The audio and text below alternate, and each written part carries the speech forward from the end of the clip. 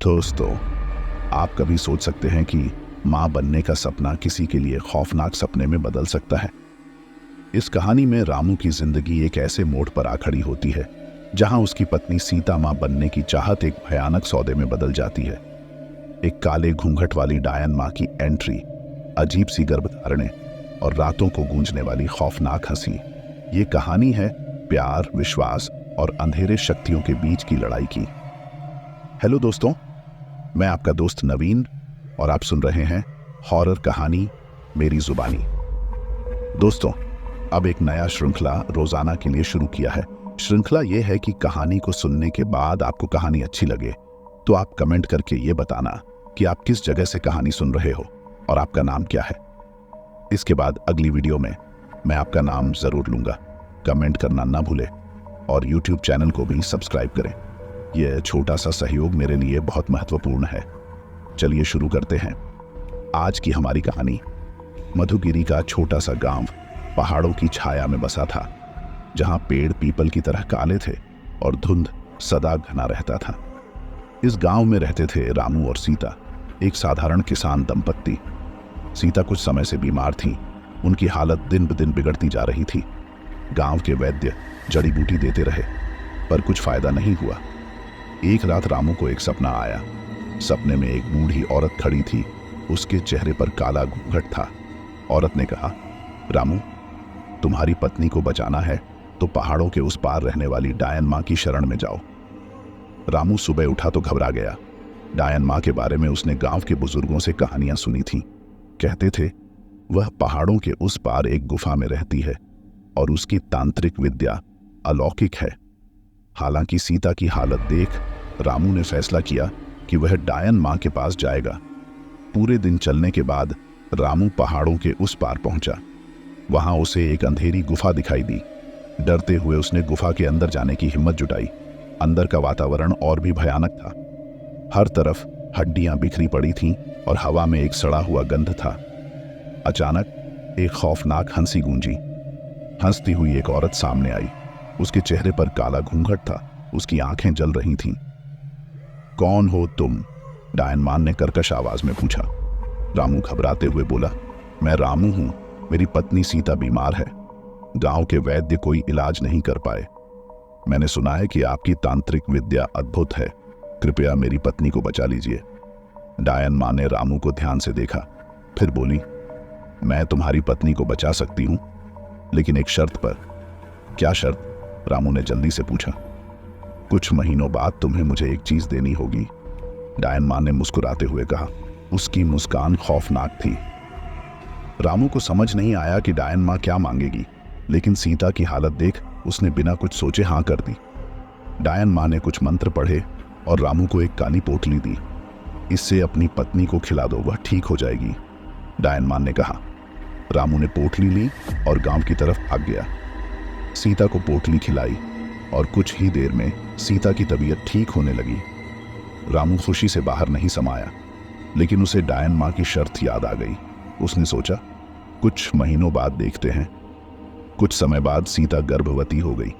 रामू और सीता दोनों बहुत खुश थे, लेकिन कुछ महीनों बाद सीता के साथ अजीब चीजें होने लगीं। रात को अजीब सी आवाजें आती।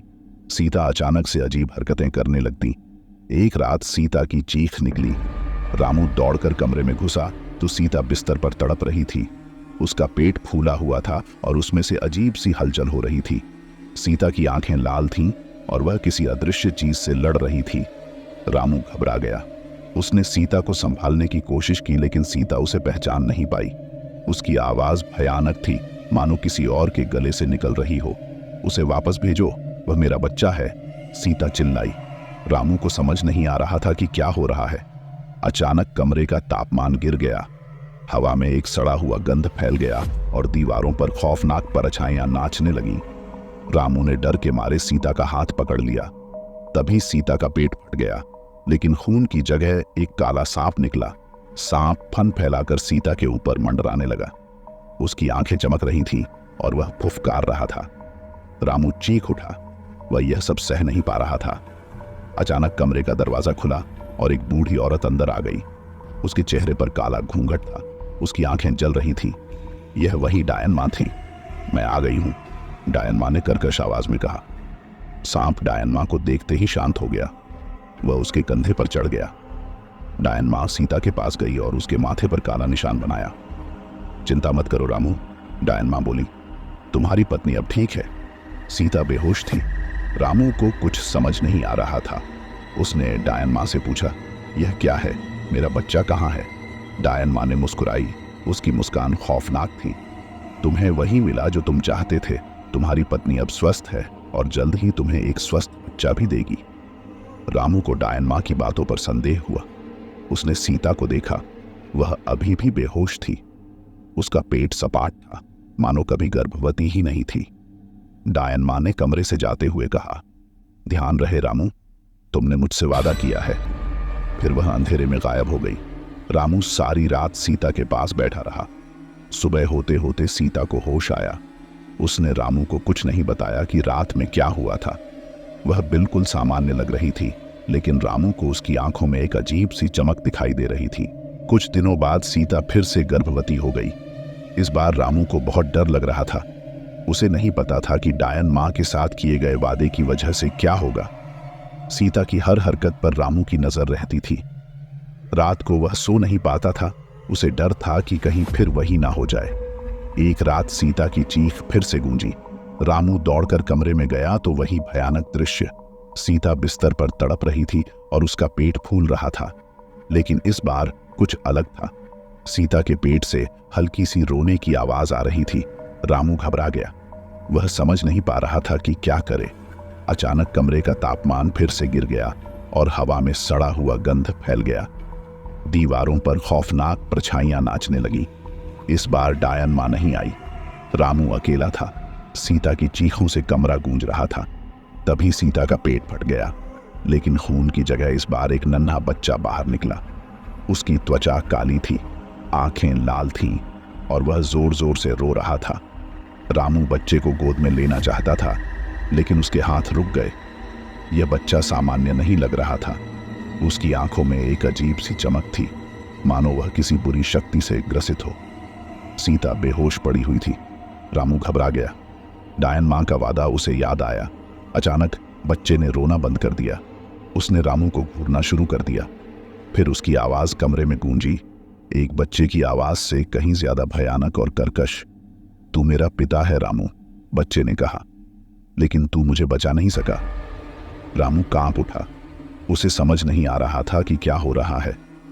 यह बच्चा बोल कैसे रहा था और वह उसे पिता क्यों कह रहा था। तुम मेरी मां को वापस ले गए, बच्चे ने कहा, लेकिन मैं तुम्हें जाने नहीं दूंगा। बच्चे की आंखों से एक लाल रोशनी निकली। कमरे का तापमान और गिर गया। रामू चीखना चाहता था, लेकिन उसकी आवाज गले में अटक गई। कमरे में अंधेरा छा गया। सिर्फ बच्चे की लाल आंखें ही चमक रही थीं। अचानक दरवाजा खुला और एक तेज रोशनी कमरे में आई। रामू ने आंखें मूंद लीं। जब उसने आंखें खोलीं तो कमरे में डायन माँ खड़ी थी। उसके हाथों में एक काला कड़ा था, जिससे तेज रोशनी निकल रही थी। तुमने अपना वादा तोड़ा रामू, डायन माँ ने कर्कश आवाज में कहा। मैंने कुछ नहीं तोड़ा, रामू हकलाते हुए बोला। यह बच्चा, डायन माँ ने बच्चे की तरफ देखा, यह तुम्हारी लापरवाही का नतीजा है। वह बच्चे के पास गई और कुछ मंत्र पढ़ने लगी। बच्चा चीखने लगा। उसकी काली त्वचा लाल होने लगी। कुछ देर बाद बच्चा काला राख बनकर फर्श पर गिर गया। डायन माँ ने काला कड़ा हटा लिया। रोशनी कम हो गई। अब तुम्हारी पत्नी ठीक है, डायन माँ ने कहा। सीता अब भी बेहोश थी।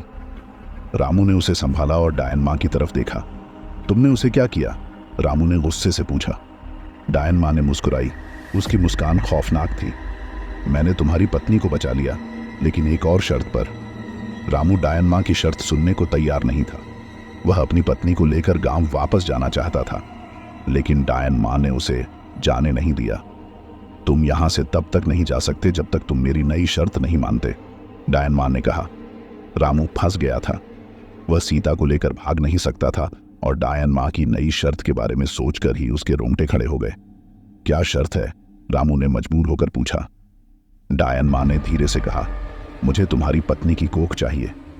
यह सुनते ही रामू का सारा गुस्सा ठंडा पड़ गया। वह स्तब्ध रह गया। डायन माँ क्या मांग रही थी और सीता के साथ क्या होने वाला था? रामू का दिमाग मानो सुन्न हो गया था। डायन माँ की यह नई शर्त उसकी समझ से परे थी। सीता की कोख, वह ऐसा कैसे होने दे सकता था? लेकिन सीता अभी भी बेहोश थी और डायन माँ के चंगुल से उन्हें छूटने का कोई रास्ता नजर नहीं आ रहा था। डर और गुस्से के मिश्रण से रामू की आवाज कांप गई। आप ऐसा क्यों चाहती हैं? डायन माँ ने अपना काला घूंघट थोड़ा सा हटाया।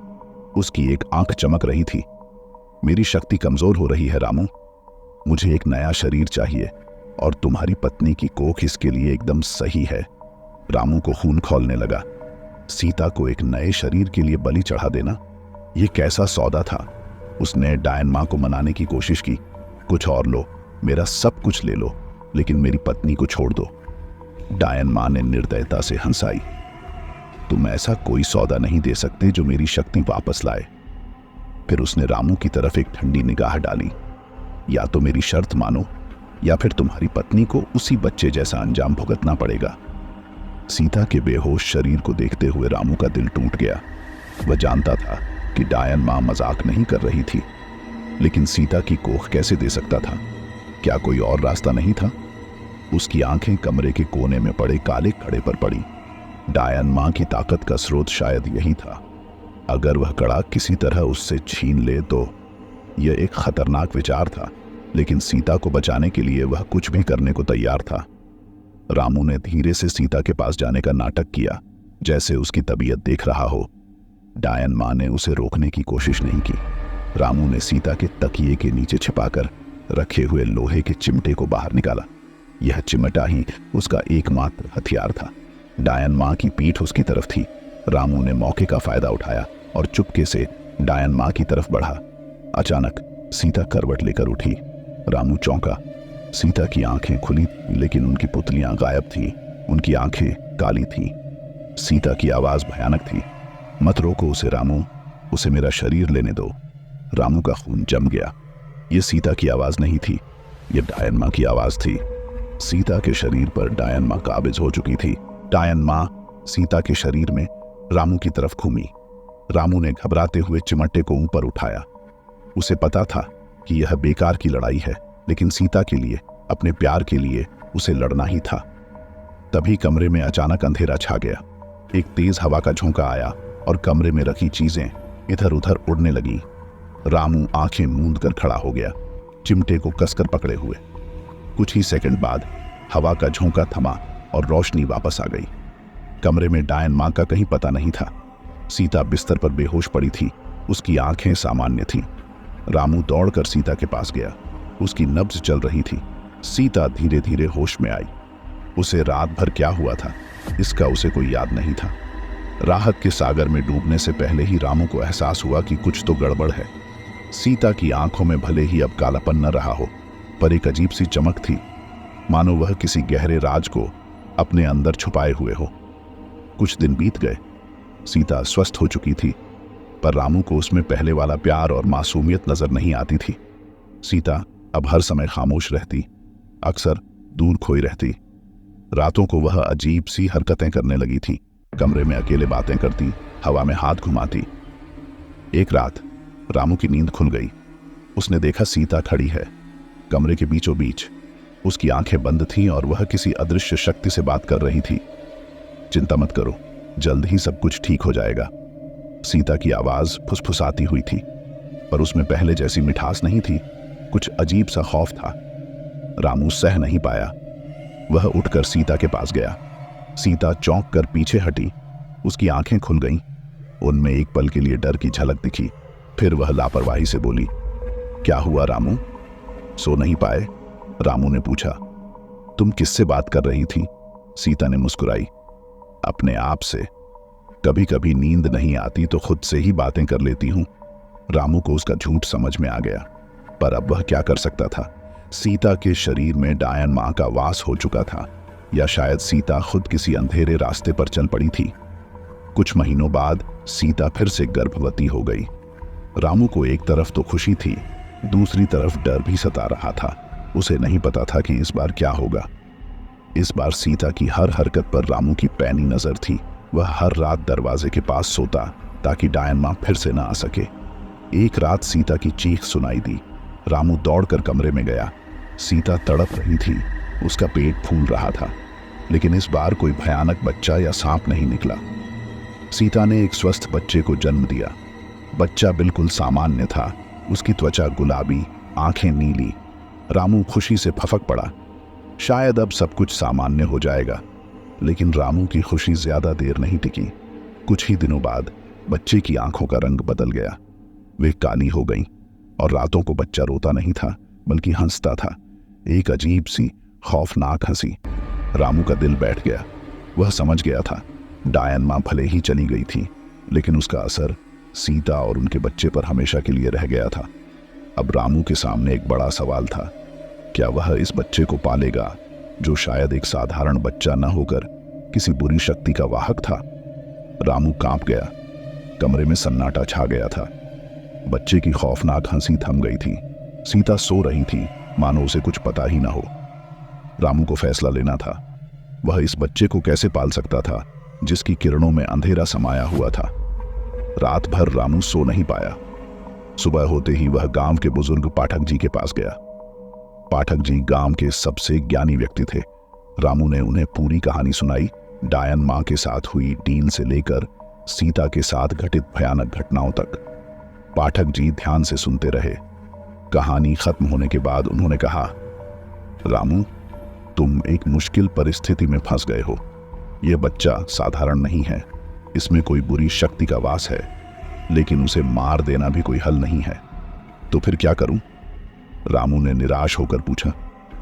पाठक जी ने कहा, इस बच्चे को संभालना बहुत मुश्किल होगा।